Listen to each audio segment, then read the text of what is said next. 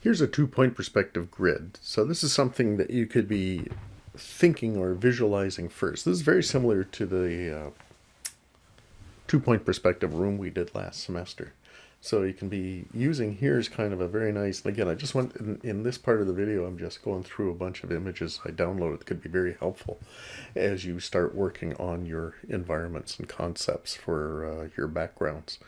So this is definitely interior of that 2 point. So this grid might be a little bit clearer as to where the view, where your camera position would be. You can see that horizon line is just above center here and going through, and how everything works with it. In a more simple way, we have 2 point perspectives, and here's a nice sort of pre-made grid inside a room, again for an interior location, if that's where your action is taking place. Nice clean one next to, as opposed to the other one. But yeah, it gives you an idea of structure and depth and where you can place things, if this is a good guide to help you out. And here's another one, a little closer, different kind of perspective. It's still 1 point, but you know where the position and how big the far wall is and how much you see the ceiling and such. So lots of things to think about when it comes to the final perspective. But you could be thinking about this as you're doing your initial layout. We haven't really gotten in much to 3 point perspective, but this, looking at the angle of this building, is from a low angle, so everything's kind of bending upwards and toward into each other. That's when we have 2 point perspective. We got a point way down on this horizon line, one way over here on the right horizon line, but here we got one way up in the sky where everything is bending towards. And that's to give an ominous look or to show something that's very tall. So good example of that use here in this particular exterior. Because again, many of you have interior locations, and just as many have exteriors and not doing inside. So want to be helpful for both and show examples for both. So this is an interesting building, nice different sort of architecture. Again, a little bit of that cartooned look, even the structure of the vehicle, and definitely gives you a date. Well, this actually says down here 1920 sort of look what they're after here. So yeah, you want to depict, you know, in this case, you know, what era that we're looking at and the actions taking place. This one, very fun, very cartoon. Here we've got a tree house, but very elaborate, and I love the rowboat hanging off the branch, and how incorporated stairs and how you get up into this, and a hanging rope. Lots of cool things. And again, there's very low perspective because look at the horizon line would be way down here because we're looking up at everything. So that's just one of many choices. You can do a view like this as you're working out your environment and for you figuring out what your elements are. But ultimately, you might be using different perspective. And here's that same environment, but from a whole different perspective. So the other one was a very low angle, and this is a very high angle. So it's taking those same objects, but really keeping some very good structure to it. But you can see it's pretty loose, and it does have that kind of cartoon sort of feel to it. But even though it's quite an imaginary sort of location, it's believable as opposed to realistic because the structure and everything's working and the perspective's working. So think a little outside of the box when you're creating your environments. Make them interesting, make them a little more fun than just inspired by photographs. Think imaginatively. And just like your characters, working on proportions, playing around with those backgrounds. And here's just, this one, not so much cartoon, but interesting sort of design where we got that very curved bar. What could have been a very straight 2 point perspective, they've added this nice curvature into the middle of it to really make it work. But you look at the tables, those ellipses on the tables working really good. You can figure out where the horizon line is by how shallow the ellipses and how wider they're getting farther away. So the horizon line's got to be out here somewhere in this area. But look at these shelves, how solid they look. And then, you know, these you can really tell because look, we're looking down here and we're looking up here. So it's got to be, yeah, right around here what I was talking about. It's got to be where that horizon line is, and that all the shelves, and look at all those bottles and the detail. Maybe not have to go that far in detail, but it certainly dresses it up, and no mistaking, this is a bar. So again, whatever your design is and whatever your location, put enough detail so we really know what it is and what the subject is. Here's a very linear drawing, but then there's some grid in the sky. That's why I like this one. They've established where that horizon line is right here, that solid red line coming here, and then the grid up top and the grid down below, and just creating, good solid structures here. So 2-point perspective, definitely not a 3rd point, because you can see all of the vertical lines are pretty parallel to each other. But it still, it has a sort of looseness to it. It's not really, done with a ruler. If you really look closely at the line work, there's a bit of waviness to it, a little bit of hand sort of drawn. So it really makes a difference in, the look and feel of all of your drawing, but particularly in the backgrounds here. So hopefully this gives you some ideas as well. There's a 3-point perspective, again, a big factory.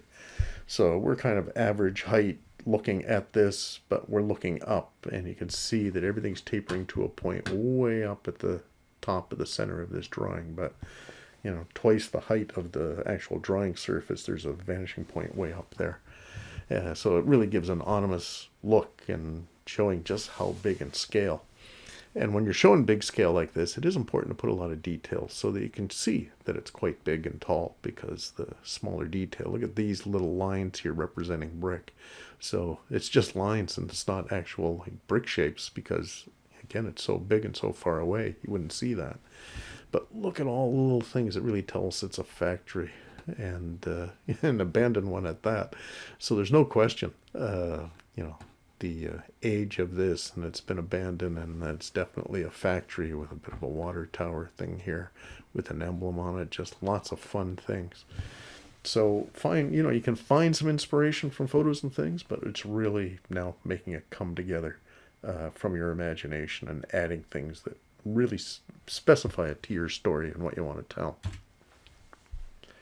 This one, a very different style again, but here's that darker line, and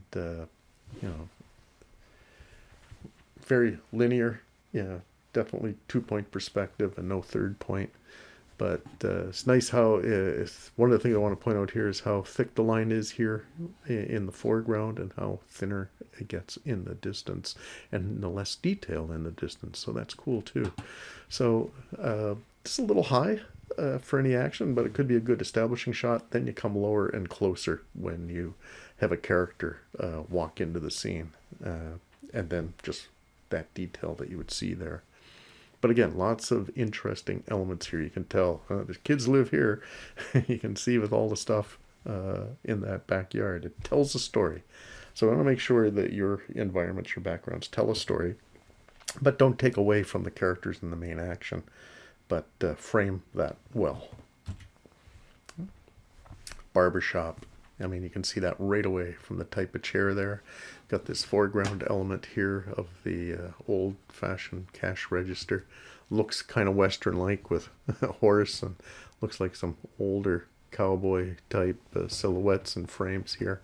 And just the wood walls and things. So it's got a very nice look and vibe to it. But good structure, So you might not have to go this detailed, but I liked it just with all the little elements that they put together that tell a story. And, when this action's taking place, or where the action's going to take place, and what's happening here. Okay. And here's another barbershop. Whole different look, whole different idea behind it. A little bit more modern. Well, not as old as the other one, and definitely not as Western themed. But again, just look at all the little things they did to dress this layout up and really define this environment. And again, here's that foreground element. That really helps frame it all. And you could have action. Again, the good establishing here, if somebody's coming into the seat, then you cut in closer to one of these seats in the person behind and the person coming up to it, and then we know where we are, and then we can get in closer, more intimate, but have had seen the big picture and what's going on, just to help introduce and tell us what's happening. Okay, here's an exterior again, nice rough blue line of a structure here. Somewhat, a slight 2-point perspective, almost 1 point, but yeah, I guess this could be a bit of a 1 point with the main perspective down here, but a lower horizon line. So nice treatment on trees, stylizing, caricaturing things. So something to think about. Even how they've worked out some clouds in the skies or anything are very graphic, very different look and way of treating that, as well as a very unique architecture on the building. So very, very nicely done, even though it's in a rough state and isn't a finished background. Another one, a farm here, kind of elongated. Yeah, I do want to make sure that you're remembering our 16:9 HD format. When we do our layouts, particularly our final backgrounds, got to make sure you're fitting that full frame of vertical dimensions, so that your background is filling the area which we're going to be rendering out to. Don't want anything cut off at the top or bottom or sides or what have you, because quite often a lot of people are doing their layouts and even their design square, and we really want them to be horizontal. And here you can play around, and this is way too wide, but it gives you a lot of opportunity to trim and find that format and then find a nice composition that works. But again, right away we can tell farmland. We can see the silo back here, the barn. Interesting, they got the little windmill happening here. Lots of fun things. And look at the very simple treatment of trees, very simple, different style of clouds, and just how much detail or lack of detail they put in that old fencing here. So it's got some nice style. So incorporate, be inspired by these sort of things. Don't copy or trace, and there's no point, because none of these are going to be your environment or theme, but it's all to give you an idea of approach and ideas to think of when you're working on yours. Here's a little studio. Looks like an animator studio. Very busy, very cluttered, but very solid perspective. Look at this. There's a 2-point room, but look at all the fun things. It's just so fascinating to look at all the detail put into this. And again, you don't have to go that far, but as opposed to the stark, just basic lines to work out a room, you can see this just gives you a lot of ideas. Look at those foreground elements here. But all those foregrounds have a meaning. They help explain what is this environment, who's this character, that they have scissors and pencils and a camera and books and things. And then we really get into over here the workspace, then it really kind of says, oh, this is an animator's spot. Here we got shelves with toys and everything on it. That's what my studio looks like. And my office back at school that I haven't seen in a while. I got lots of fun stuff on my shelves. So anyway, this gives it some personality and helps tell us a lot about the character and who they are and what they do, and a little bit about their personality, so which is excellent. But good solid structure, really nicely thought out and worked out, and that 2-point working really well. Laboratory, 1-point perspective, but and again, almost more of that realistic style of things, but very well dressed, and the position and nice silhouettes of different tubes and things here, making it really interesting. Some grayscale and such on here. We'll look at that later and start thinking about tonal values and then color when it comes to doing the final background. But for this stage of concepting and things, hopefully these are just good inspiration and things to think about for structure and 1-point and 2-point, and just how to dress and position and size things within an environment to make it interesting. Living room, this one again, you can see how the nice hand-drawn backgrounds, how nice they look. This very rulered, very straight, clean lines, almost looks rather boring, even though It's perfectly well done. Structures, everything's really nicely done. And there's a good background. I mean, you can see the action characters are read off this very well. So nothing wrong with this. It is, and does have enough details in here, but it is a very generic sort of living room. So it's nice to have maybe a little bit more personal touch of who the character that would live here or works here, and tells a little bit more about that occupation and the character itself. Okay. Hair salon. Should have had this one with the barber stuff, but it's kind of tucked underneath a stairway. Looks like Japanese, Chinese here, but just look at all the functionality and how things are working. Like really nice on the steps. Like it's all structured and really works. Yes, you'll find most illustration, most comic book, cartoon, strips and things like that, or the artists, the creators are real craftsmen in working in perspective and structure. So that's where we have to be, not only for the animation career occupation we want to go in, but then it kind of transcends into all sorts of different mediums and potential jobs and things. So the more we know, the more employable, and the more we can adapt it to many different medias. Okay, but very nicely done, very clean, very cool. Another living room. Again, not bad. Not near as detailed, but there's good solid structure here for the most part. And it's dressed up with frames and things, curtains, and it's got all those elements that work. But you can see again what I was talking about. This is very square. We need to fill the format and get that 16:9 ratio to really work for backgrounds, to work with our action and how we're going to render it for our final film. So it's be good to start thinking of that right away as we're designing those environments.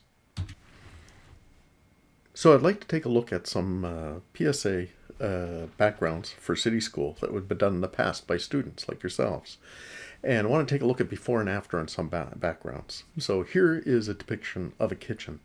And when this was submitted, I thought, it works. It's 1-point perspective. It's very kind of sterile and very clean, except for the broken lines and such. But what my comment was, and showed samples, which I'll be showing more of later, is of some different styles and trying a caricature of a kitchen. Make it cartoony to fit into an interesting world that we're creating in 2D to go with our characters. So in this case, the example that was done after, here we go. What a difference, huh? It's still 1-point perspective, but just a lot of fun angles and caricaturing of that kitchen. We got a foreground element, this tabletop, just the slight angles and things that we're working here. So it just gives a whole different feel and atmosphere to this one. So hopefully you can see the difference, and maybe you can see the benefit of doing a caricature of the environment, just like what we were doing with the characters. Many kind of started with more realistic proportions and such, and then we start playing with proportions and really playing with placement and such. Comes out with something much more interesting. And this just was a good example. I really like how this turned out. The next one. So here we have inside of a garage. Could be a basement possibly too, but a bit of a workspace. Not too bad. And again, it's very more in a realistic style. And working out, actually, there's very good structure in here. Nice 2-point perspective is all working really well. So after some comments and some suggestions, here we go.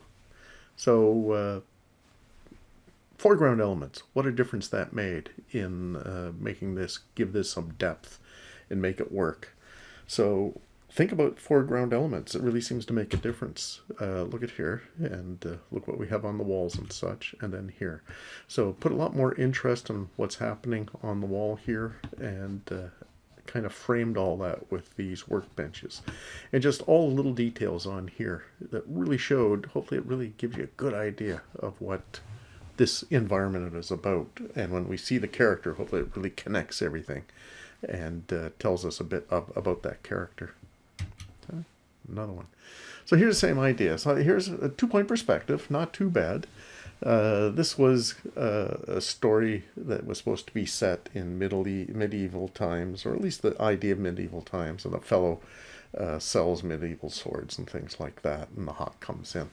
So some little perspective issues here, but the main thing was how plain it was. And after giving some suggestions and giving some feedback and really taking a look, reworked it. So still some perspective issues here, especially the little, the construction on the floor. These lines are going in the wrong direction with all of the perspective. But just adding that extra detail, like the hearth here and other bits. Just look at the... And again, seeing how everything is very straight with ruler and very mechanical. And then giving some curves and arcs and, just making it, again, more of a caricature and having some fun with it. I think the difference is striking. Compare the two. So we have another one here. So we've got some, strange perspective going on here. 1 point perspective that isn't working. You look at these shelves. We worked on a shelf in 2 point perspective. This is 1 point. But you can see the structure is all missing and doesn't really work. And even what is here and working is all real straight parallel lines and all rather average, boring sort of look. So with those suggestions and things, here we go. So again, very rough line work, but suddenly we can start seeing structure, and we can see some kind of bending and arcing of lines, which give it more of a cartoony feeling. But it just looks far more solid, and it does look far more interesting.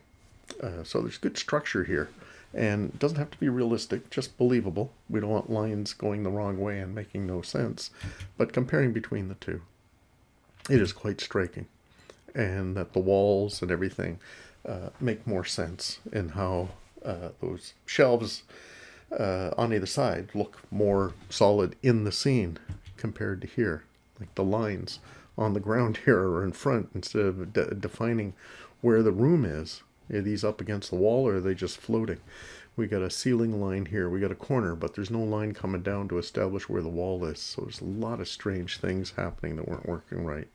So working on that perspective and making sure that establishing where's that 1 point of perspective and where's the horizon line, and making sure everything follows it. Still some issues, but far better than what was originally submitted.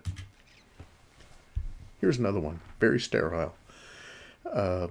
Looking at structure. Look at the desk over here and these legs. It's just a single line, so it looks paper thin.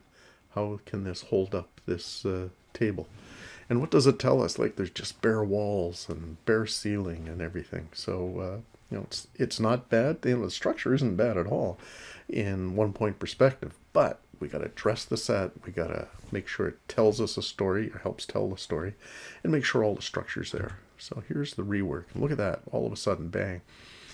Putting some information on the walls, and look at here too on the legs of here, giving that some depth and structure. Just suddenly gives that some weight and believability to it. So again, a lot of the other lines are the same. You can see the top of that table and what's on there and this bookshelf are all the same. Where the door is all the same. It's just what you add to it and the effect it has, and just making sure you've got just that bit of structure, some thickness to things. All it takes is one element not to work and the whole thing kind of falls apart. But this certainly was an improvement. This was a great one. Really had not much to add to this. This is very good perspective on here. Nice cityscape with the sidewalk and the buildings. The structure and the style, everything on here was very, very good. Really had not much to comment on this, except it was, well, where are we exactly? Can you tell us a little bit more? Particularly if this building here is a key to your story. It's rather generic. It doesn't tell us much. So the only addition was just putting that's a convenience store. Okay, well, that helps. Now we got a better idea. It tells us what's going on. And, if that means a sign or some text on the building to give us some identity, then that's great. And this was really nicely done with the letters and working in perspective, and worked quite nicely. But again, it was successful right off the bat. But just adding that bit of information just helped tell the story just that little bit. So sometimes it's just minor things. This was submitted, and it wasn't bad. It's a 1 point perspective.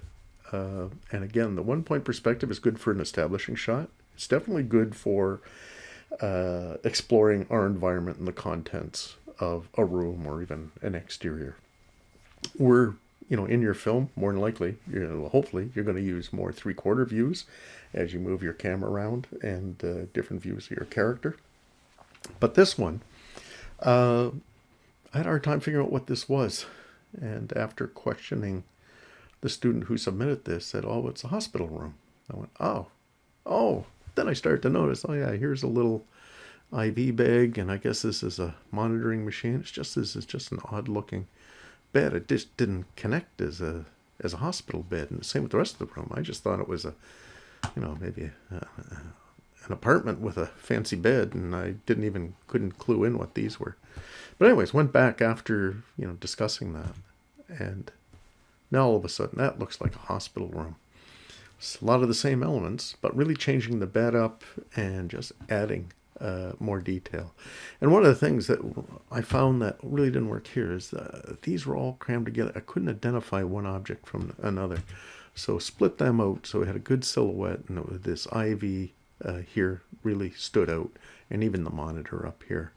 So, and then with curtains and the privacy curtain and things that now started to really communicate that it was a hotel, not a hotel, but a hospital, as opposed to a hotel.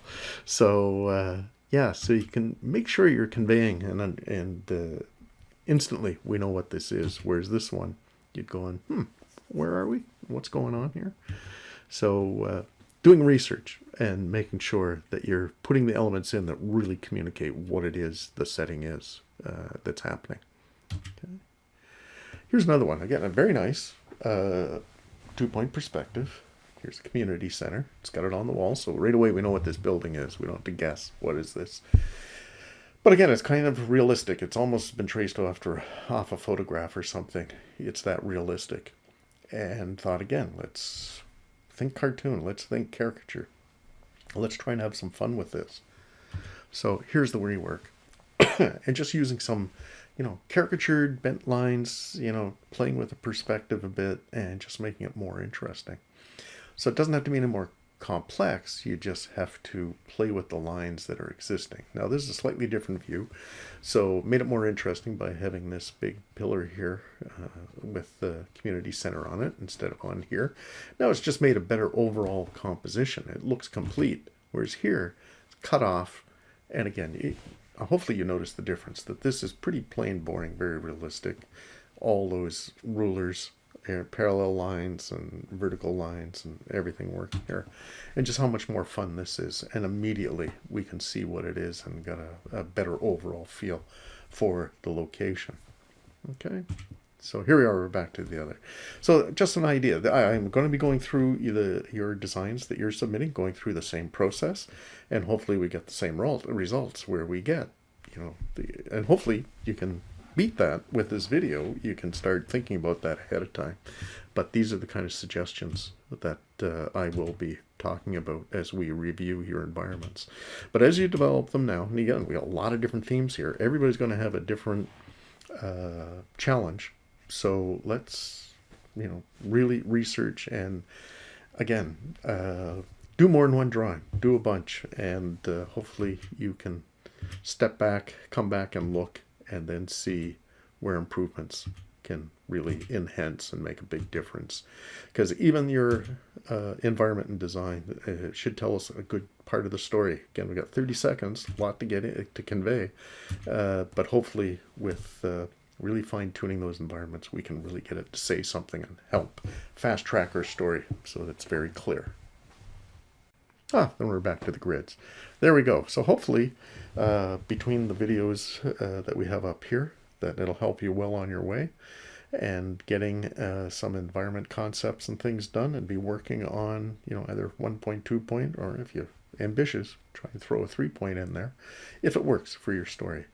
But hopefully take all the advice here and get your first attempts at your environment submitted, and we'll get some feedback individually on that, and then we'll be looking at cleaning up, quality line, and then start looking at digital color and such down the road.